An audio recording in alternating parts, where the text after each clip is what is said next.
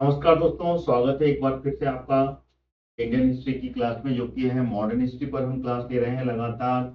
और ये जो लेक्चर है ये मॉडर्न हिस्ट्री पर जो ब्रिटिश का एक्सपेंशन हुआ, यानी कि भारत में ब्रिटिश साम्राज्य का जो विस्तार हुआ, उस पर लगातार ये क्लासेस चल रही हैं।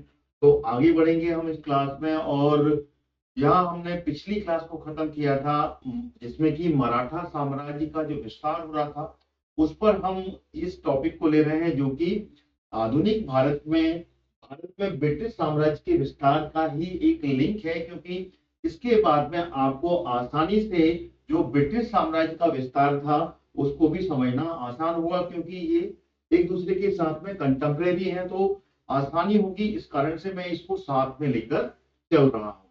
तो चलिए शुरू करते हैं इसमें, जो कि मराठाओं का जो साम्राज्य था उसका कैसे विस्तार हुआ। लगातार ये क्लासेस जब मराठाओं को हम पूरा समझ लेंगे, फिर उसके बीच में मराठाओं के साथ में अंग्रेजों का क्या संबंध था और किस तरीके से अंग्रेजों ने मराठा साम्राज्य पर अपना कब्जा किया था, वो हमें आगे जाकर इससे मालूम पड़ेगा। तो साथ ही साथ में मैं मराठा एम्पायर को भी यहाँ पर कंप्लीट करने की कोशिश कर रहा हूँ, जिससे कि आपकी मराठा साम्राज्य का जो विस्तार था वो भी यहाँ पर कंप्लीट हो जाएगा।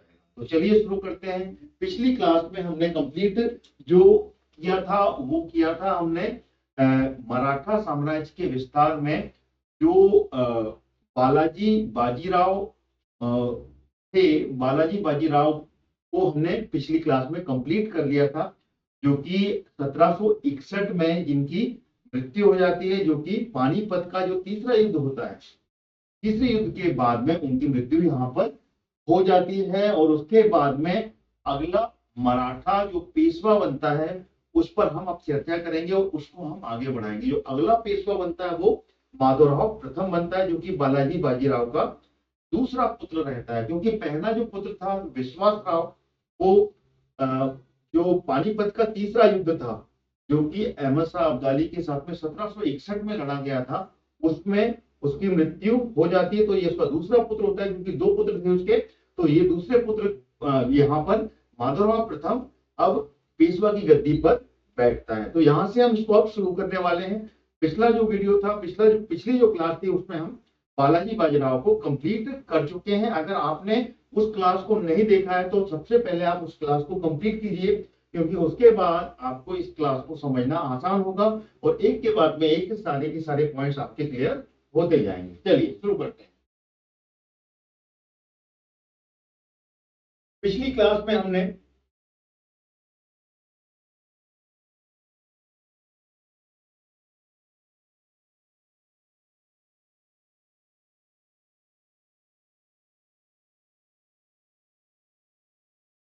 मराठा साम्राज्य, इसको ही हम कंप्लीट कर रहे हैं यहाँ पर। और मराठा साम्राज्य में हमने जो कंप्लीट किया था वो किया था यहाँ पर बालाजी बाजीराव को। तो बालाजी बाजीराव जो कि हम यहाँ पर कंप्लीट कर चुके हैं पिछली क्लास में। बालाजी बाजीराव को यहाँ पर हमने कंप्लीट किया है, जिसका कि पेशवा का जो शासन काल था वो 1740 से लेकर 1761 तक रहा। अब हम जो देखेंगे वो इनके पुत्र का शासनकाल हम यहाँ पर अब देखेंगे, जो कि माधवराव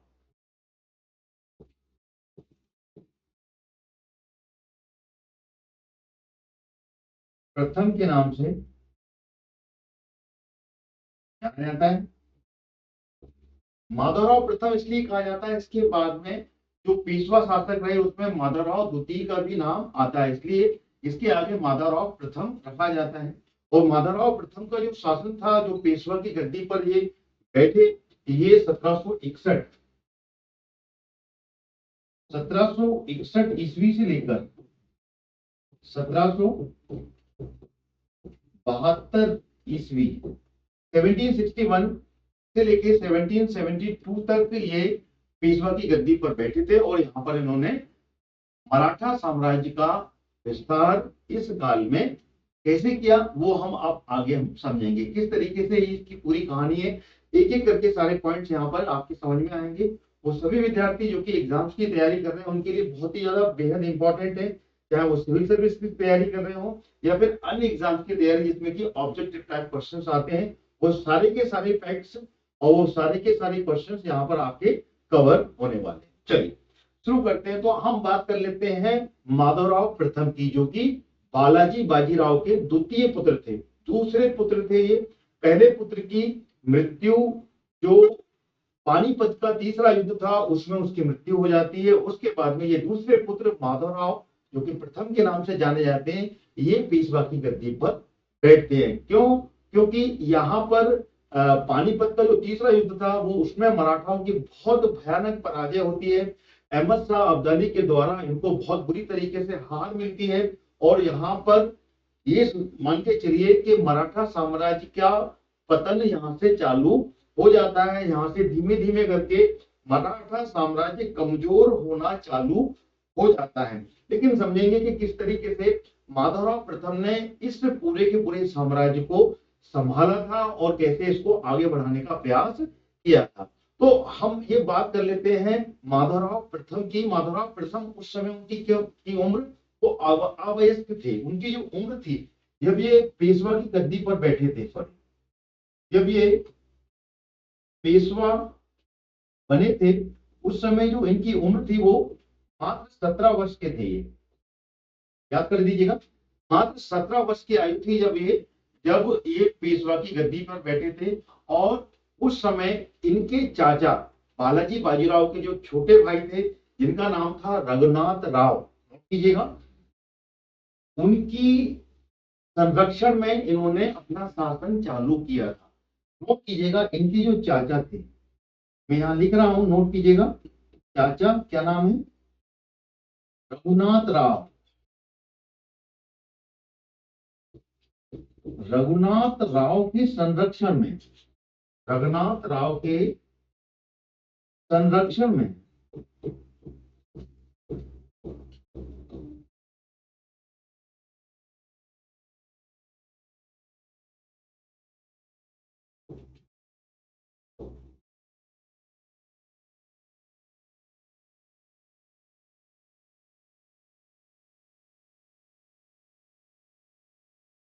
रघुनाथ राव के संरक्षण में यहां पर इन्होंने ये कार्य चालू किया था।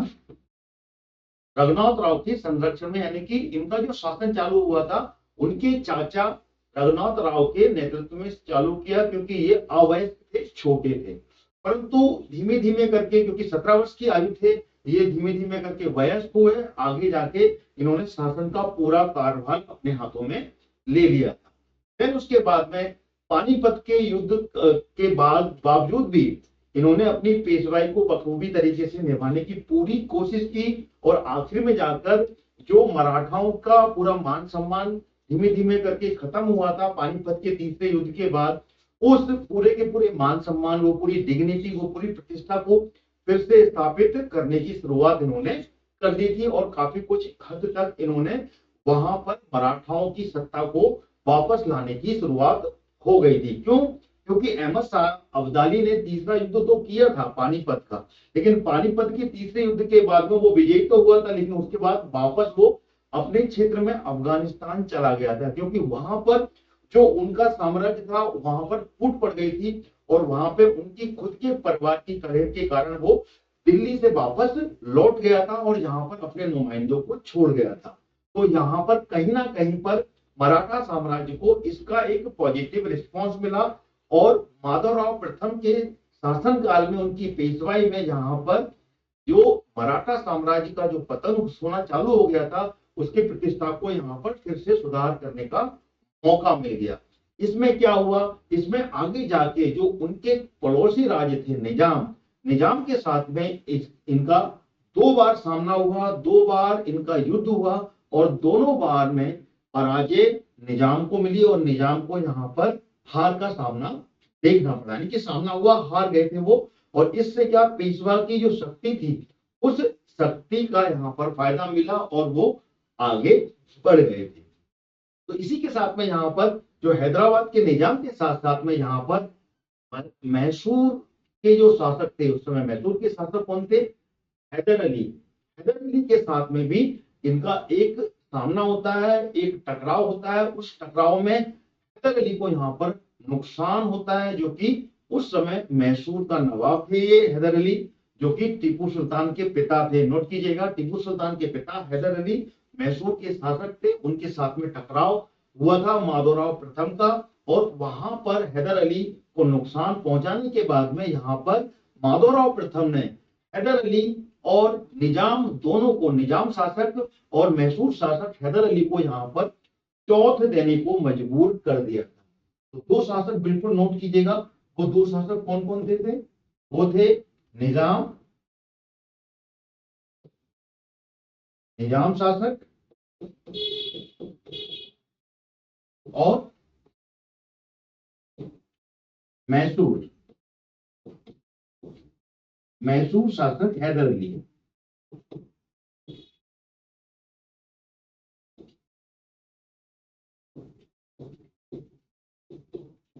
ये दोनों शासकों ने यहाँ पर इनसे चौथ वसूली थी। इनसे यहाँ पर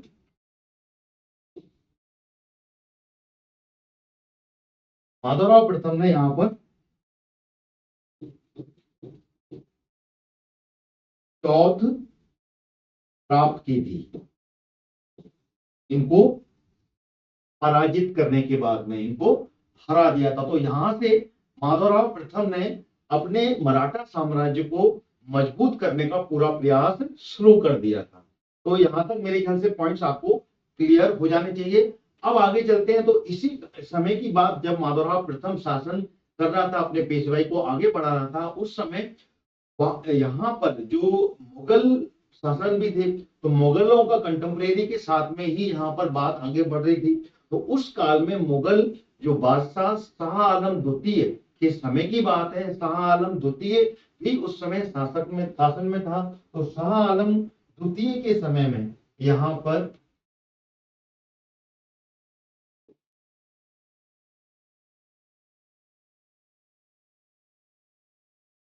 शाह आलम द्वितीय के शासन में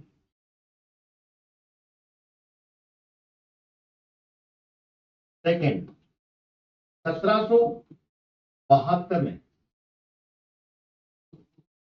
1772 ईस्वी की बात है। 1772 में मराठाओं की यहाँ पर मुगल शासक बहुत कमजोर हो गए थे, और मुगल शासक की कमजोरी में यहाँ पर मराठाओं ने उनको संरक्षण प्रदान किया था। यानी कि 1772 में शाह आलम द्वितीय को मराठाओं ने संरक्षण दिया था। यानी कि जो शाह आलम द्वितीय थे, ये मराठाओं के संरक्षण में आ गए थे। मराठा इनके क्या बन गए थे? संरक्षण बन गए थे।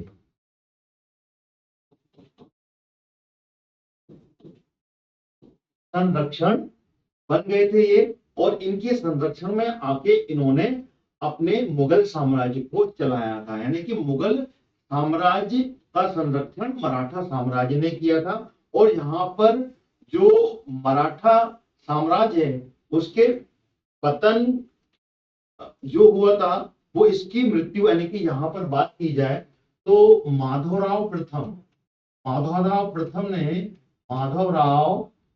प्रथम ने यहाँ पर जो कार्य किए थे, वो कार्य काफी अच्छे किए और अपने मान सम्मान को वापस लेके आया। लेकिन जब माधवराव प्रथम की मृत्यु हो जाती है, यहाँ पर इसकी मृत्यु होती है 1772 में।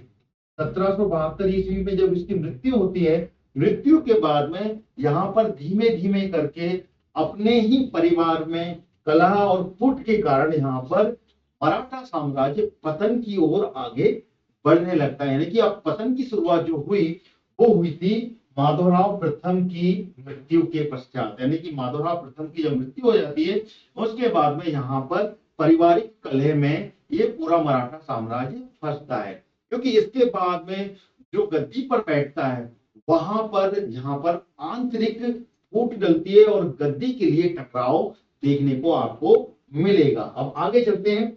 अगला जो शासक यहाँ पर आया, वो शासक कौन था ये भी हम आपको अब बताने वाले हैं। इसके बाद जब माधवराव प्रथम की मृत्यु 1772 ईस्वी में हो जाती है, देन उसके बाद में नारायण राव, नोट कीजिएगा,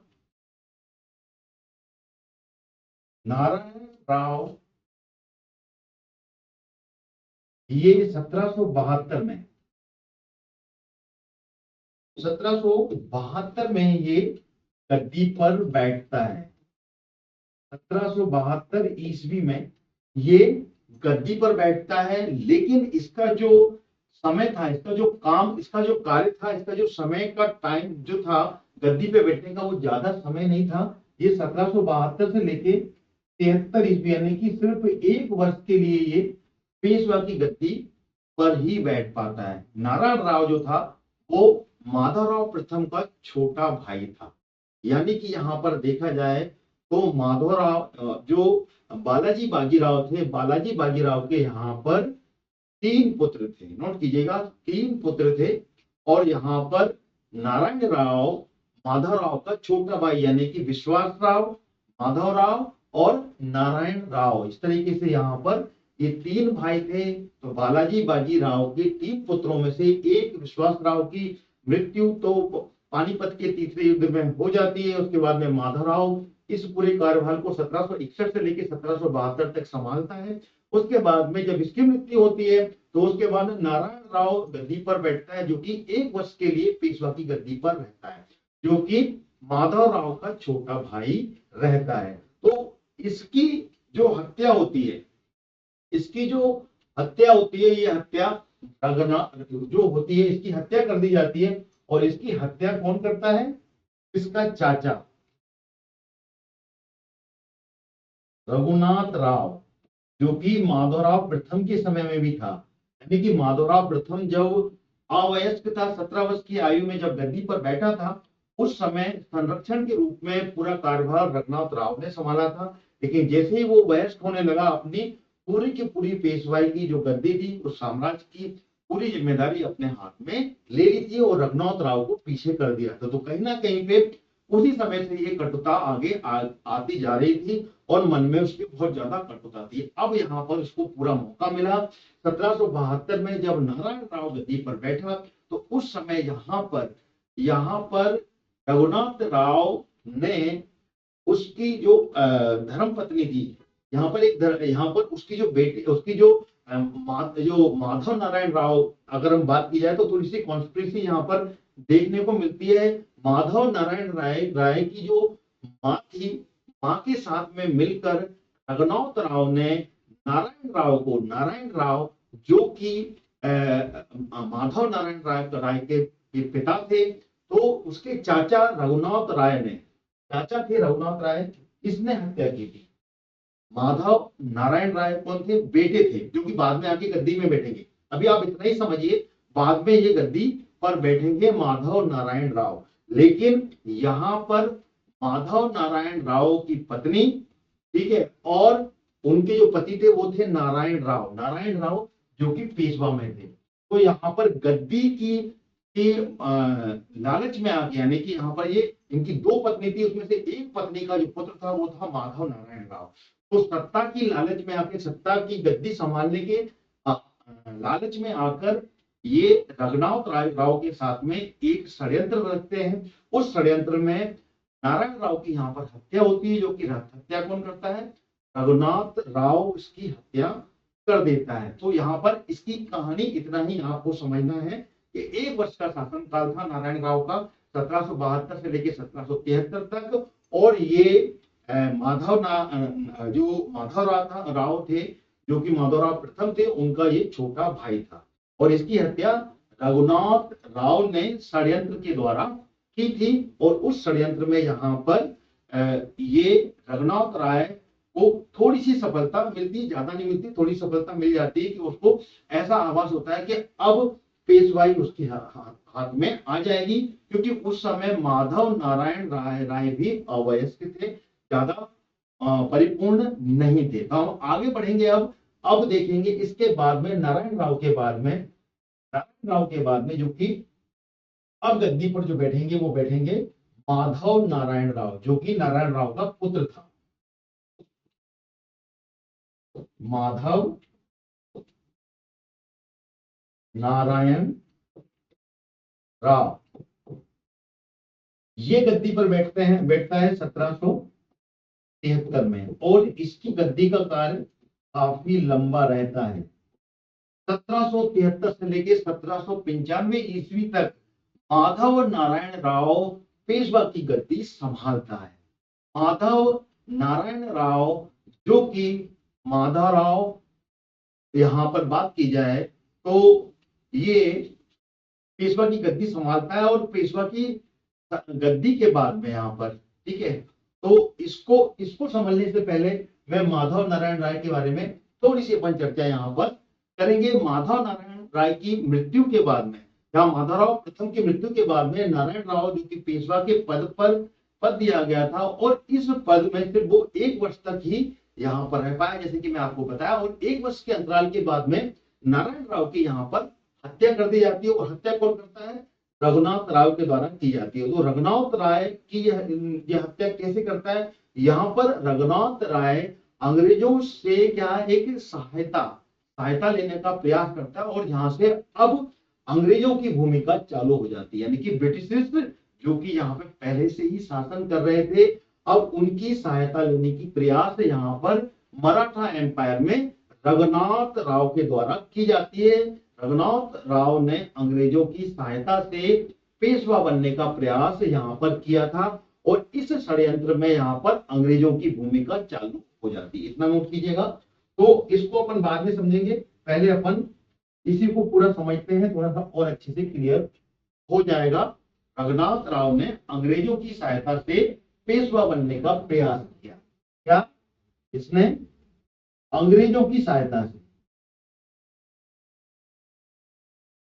अंग्रेजों की मदद मांगी अंग्रेजों से, और मदद मांगने के बाद में यहां पर ये पेशवा बनना चाहता था, पेशवा बनना था इसको,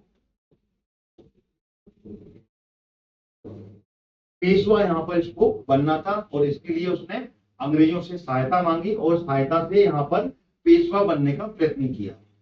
रघुनाथ राय का ये जो प्रयास था संभवतः बहुत ही ज्यादा कूटनीतिक था, और एक राजनीतिक रूप में इसको मान सकते हैं। और यहाँ पे अंग्रेजों का मराठाओं की राजनीति में एक डायरेक्ट इन्वॉल्वमेंट हो गया था, यानी कि यहीं से अंग्रेजों का इन्वॉल्वमेंट चालू हो गया था। अंग्रेज यहाँ से मराठा साम्राज्य में घुसने का प्रयास कर रहे थे, और एक डायरेक्ट इंटरवेंस यहाँ पर शुरू हो गया था, प्रत्यक्ष हस्तक्षेप यहाँ पर होना चालू हो गया था।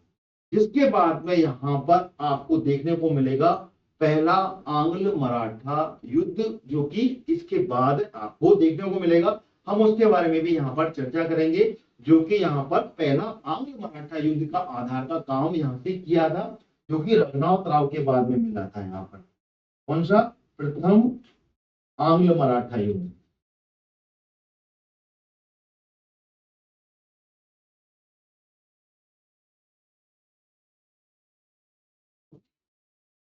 प्रथम आंग्ल मराठा युद्ध मिलेगा यहाँ पर आपको, क्योंकि यहाँ से डायरेक्ट पहला एक हस्तक्षेप देखने को मिला था, जो कि आगे मिलेगा, अभी नहीं मिलेगा, आगे मिलेगा। ठीक है ना? तो यहाँ पर अब एक टर्निंग पॉइंट और याद कर लीजिएगा, और वो है यहाँ पर एक प्रमुख भूमिका में एक व्यक्ति यहाँ पर था, वो था नाना फडणवीस। नाना फडणवीस जो कि इनके ही मराठा साम्राज्य के एक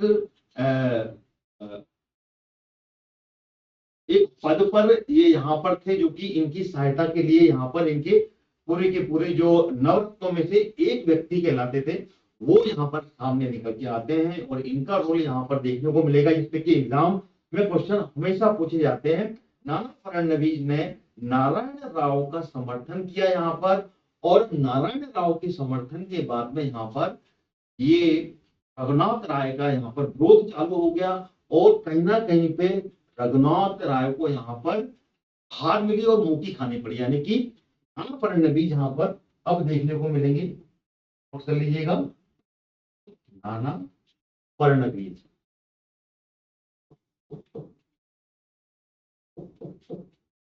नाना फडणवीस जो कि नारायण राव के समर्थक थे,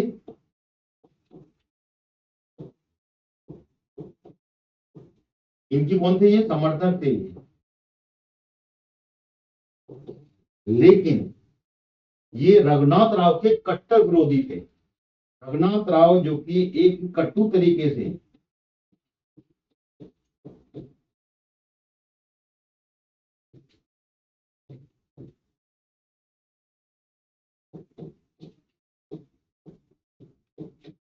कट्टर विरोधी थे ये, और यहाँ पर विरोध किया था कि जिस कूटनीति के साथ में आप पेशवाई की गद्दी हथियाना चाहते हैं वो बहुत ही गलत है।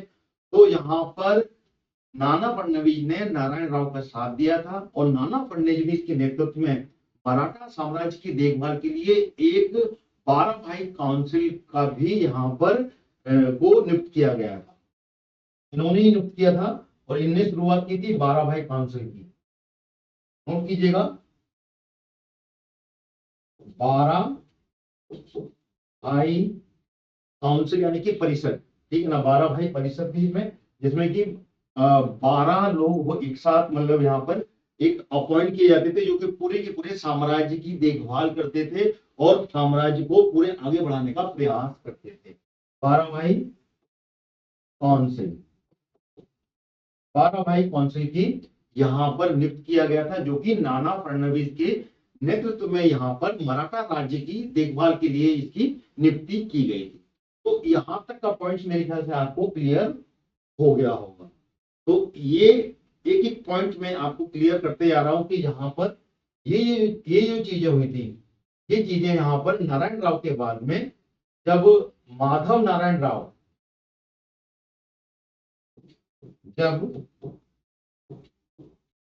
माधव नारायण राव गद्दी पर बैठे थे, उस समय नाना फडणवीस का यहाँ पर रोल देखने को मिला था, क्योंकि नारायण राव की तो मृत्यु हो गई थी, लेकिन माधव नारायण राव जब सामने आए तो माधव नारायण राव की सपोर्ट में यहाँ पर नाना फडणवीस ने यहाँ पर 12 भाई काउंसिल की नियुक्ति की थी, और 12 भाई काउंसिल ने ही मराठा साम्राज्य की देखभाल की थी और आगे बढ़ाया था।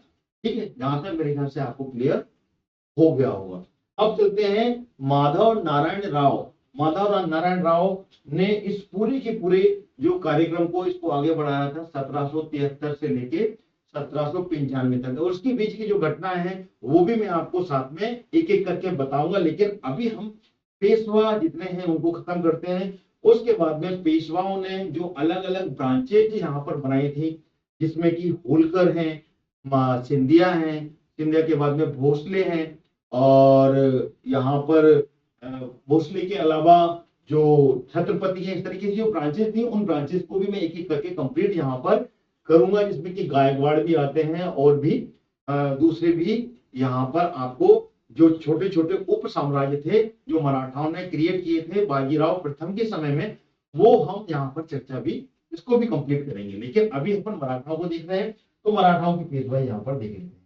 चलिए, अब अगले जो पेशवा बनते हैं 1795 में, जब माधव नारायण राव की जब मृत्यु हो जाती है, उसके बाद में यहाँ पर अगले पेशवा आपको देखने को मिलेंगे, वो मिलेंगे बाजीराव द्वितीय। ये एक टर्निंग पॉइंट आपको बिल्कुल यहाँ पर देखने को मिलेगा, और ये है बाजीराव द्वितीय का।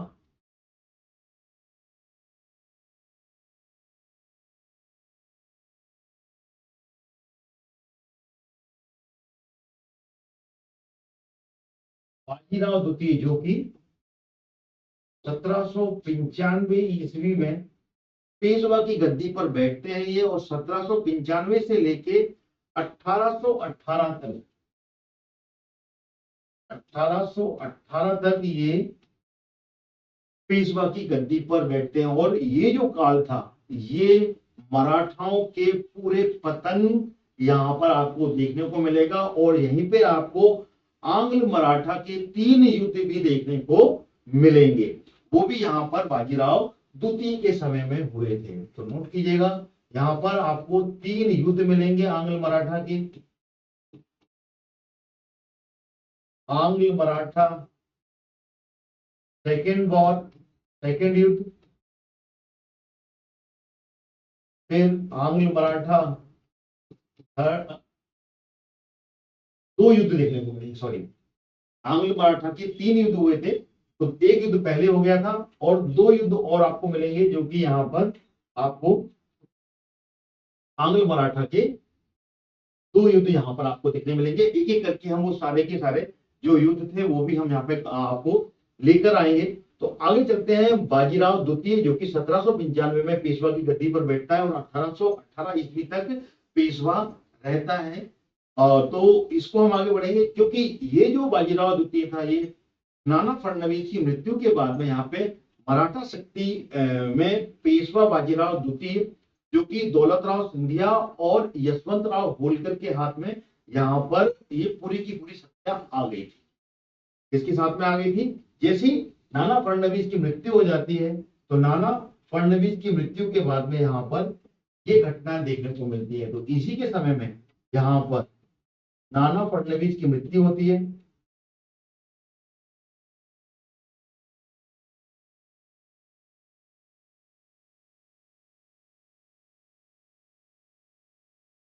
फडणवीस, नाना फडणवीस की यहाँ पर ये मृत्यु देखने को मिलती है। और नाना फडणवीस की जब मृत्यु हो जाती है, मृत्यु के बाद में यहाँ पर बालाजी बाजीराव, बालाजी बाजीराव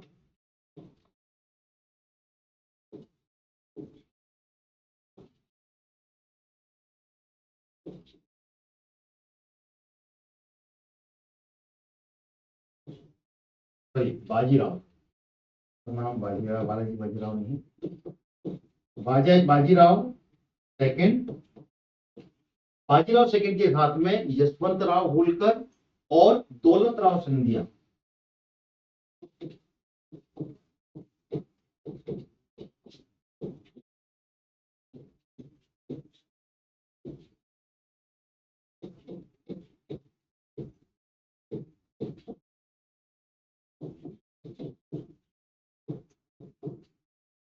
दौलतराव सिंधिया के हाथ में ये पूरी की पूरी मराठा शक्ति आती है जब नाना फडणवीस की मृत्यु हो जाती है। और नाना फडणवीस की मृत्यु के बाद में ये शक्तियां धीमे धीमे करके डिवाइड होती है। तो यहाँ पे पेशवाई, पेशवाई के बाद सिंधिया और होलकर ये सब अलग अलग हो जाते हैं, यानी कि यहाँ पर मराठा साम्राज्य का पतन शुरू हो जाता है। यहाँ पर टकराव होता है जिसमें कि दौलतराव सिंधिया, होलकर, यानी कि सिंधिया पूरा जो साम्राज्य था, यानी कि सिंधिया घराना, होलकर घराना और पेशवाई घराना जो कि बाजीराव द्वितीय का पेशवा घराना था, इसमें फूट पड़ जाती है। और यहाँ पर जो शक्ति थी वो इनके हाथ में आ जाती है और अपने आप को ये पावर, अपनी सत्ता को हथियाने के लिए पावरफुल बनाने का प्रयास करने लगते हैं। तो इसके बीच में यहाँ पर घटना घटती है जो कि पूना के पेशवा और होलकर के बीच में यहाँ पर संघर्ष देखने को मिलता है। पूना के पेशवा कौन थे? पूना के जो पेशवा थे वो थे हमारे अपने बाजीराव।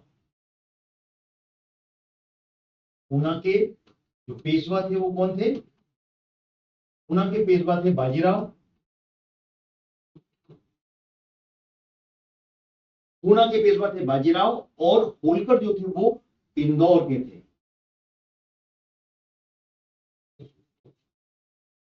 होलकर जो कि इंदौर में अपना पूरा जो साम्राज्य था वो स्थापित किया था। तो इन दोनों के बीच में यहाँ पर संघर्ष देखने को मिलता है।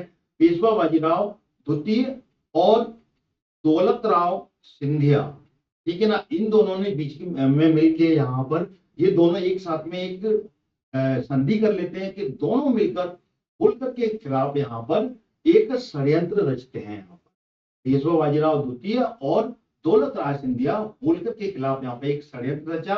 और उस षड्यंत्र में 1801 में पेशवा ने जसवंतराव होलकर के भाई, इनका नाम था बिट्टू जी, बिट्टू जी की बहुत ही ज्यादा निर्मम तरीके से यहाँ पर हत्या करवा दी जाती है।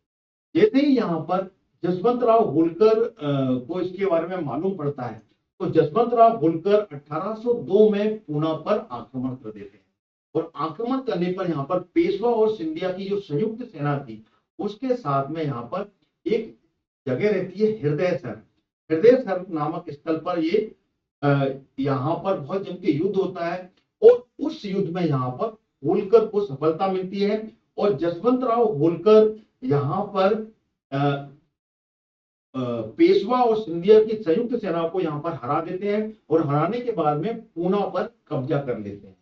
ठीक है, तो पूना पर कब्जा यहाँ पर हो जाता है।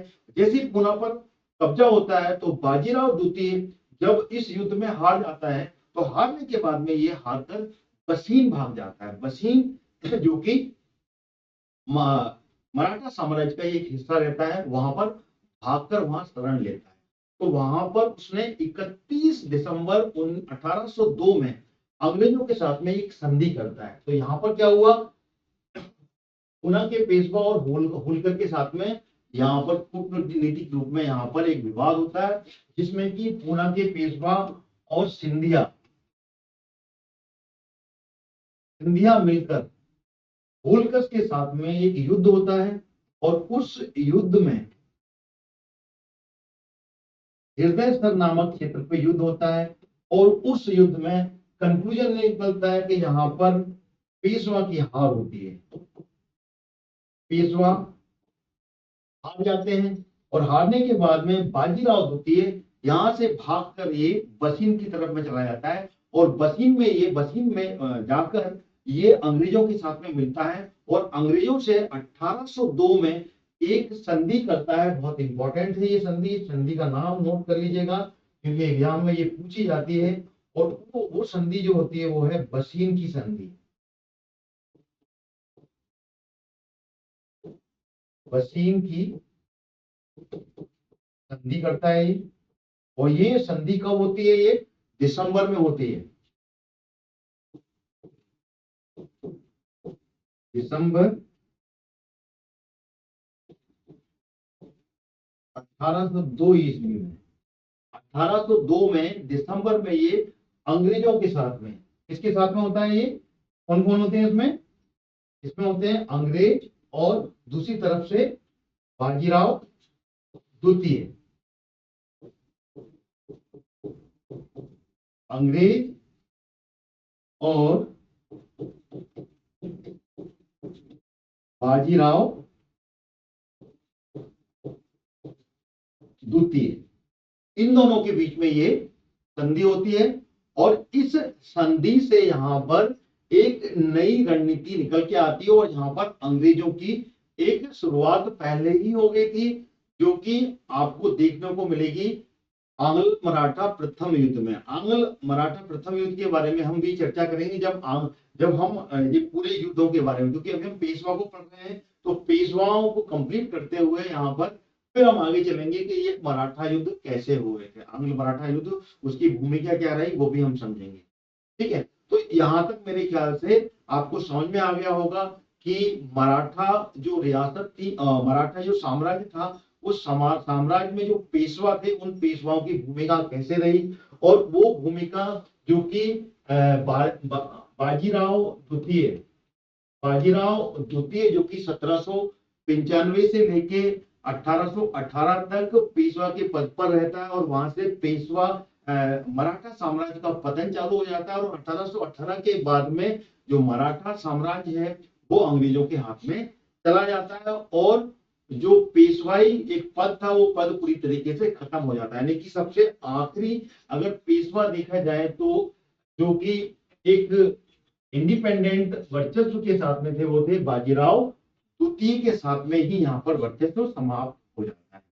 तो ये थे पूरे पेशवा जो कि मैंने अभी आपको समझाया। अब हम आगे चलते हैं एक एक करके उस पर पूरी चर्चा करेंगे जो कि है यहाँ पर मराठा रियासतें, जिसपे कि हम अगली क्लास में पूरी चर्चा करेंगे। आज मैं आपको थोड़ा सा बेसिक उसका बता देता हूँ कि मराठा रियासतें कौन कौन सी थी, जिसपे कि एक एक करके हम सारे पॉइंट्स अगली क्लास में समझेंगे। मराठा रियासतें नोट कर लीजिएगा अगर आप नोट्स बना रहे हैं तो। मराठा रियासतें कौन कौन सी थी ये हम यहाँ पर कंप्लीट कर रहे हैं।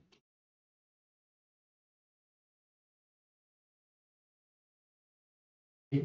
तो मराठा रियासतें एक एक करके यहाँ पर, तो मराठा रियासत की बात की जाए तो मराठा जो क्षेत्र था वो मुख्य रूप से 6 रियासतों में बटा हुआ था। कितनी? 6 रियासत, 6 रियासतें थी यहाँ पर।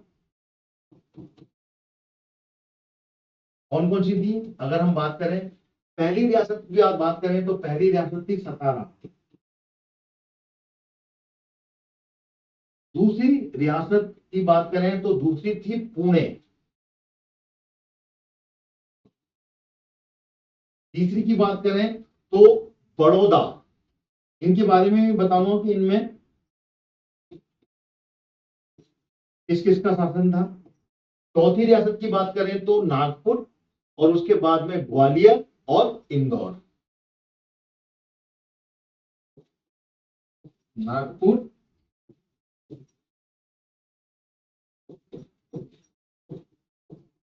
ग्वालियर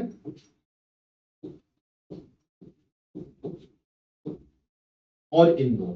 तो ये 6 रियासतों में पूरा मराठा क्षेत्र मुख्य रूप से यहाँ पर बटा हुआ था। तो सतारा की बात की है तो सतारा पे जो मराठा छत्रपति थे, जो कि छत्रपति शिवाजी के वंशज माने जाते हैं, उनका शासन था यहाँ। तो यहाँ पर देखा जाए तो छत्रपतियों का शासन था,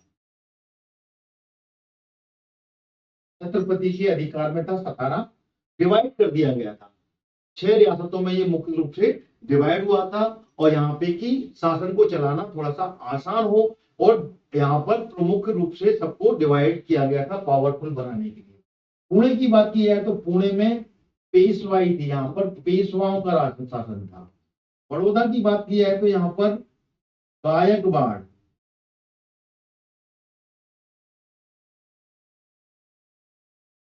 गायकवाड़ों का शासन था। नागपुर की बात की जाए तो नागपुर में भोसले,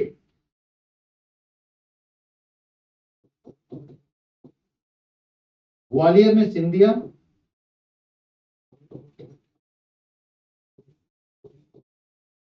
और इंदौर में होलकर।